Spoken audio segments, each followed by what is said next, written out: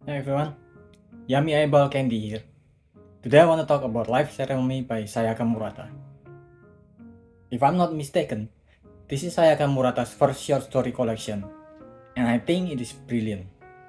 She's always been really good at depicting characters that can fit it, a fish out of the water type of characters, but she depicts them in such a surreal way, and it's not lost on these short stories. I actually really want to see an anthology series made using this book. The word at the first story, for example, is where they are using human remains as materials like human hair for scarf, nails for necktie pin, skins for lamp, etc. are the norm of the society in this story. But Aya's fiancé thinks that it's creepy and barbaric using human remains as objects. Until a touching scene where his mother surprised him with a bride's veil made using his dead father's skin, and he sees traces of his life or of their conflict on those veil and know that his father do actually care for him despite their fights. This affected him and his shoes.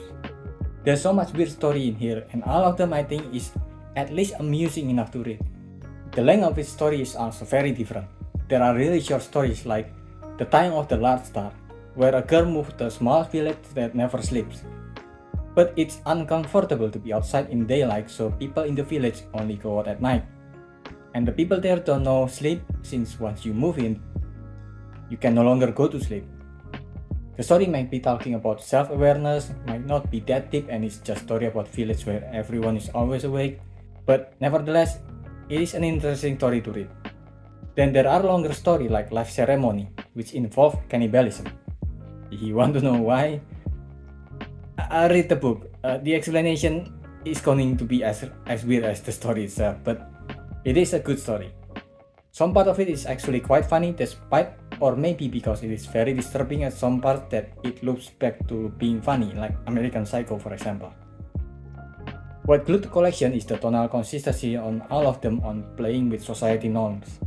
Sayaka Murata breaks and molds them using her unbounded imagination and creativity, while making every story seem self-aware on how abnormal some of them are. In one of the stories she said, "You know what? I don't think this world is all that bad. And I don't think the world that you remember from 30 years ago was bad either. It's always changed over time. The world here and now is just a momentary thing."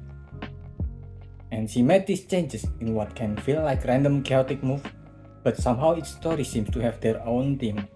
If you like stories that can be disturbing and unhinged while still having fun with it, this short stories collection may just be the right cocktail for you. I'm not weird, you're weird.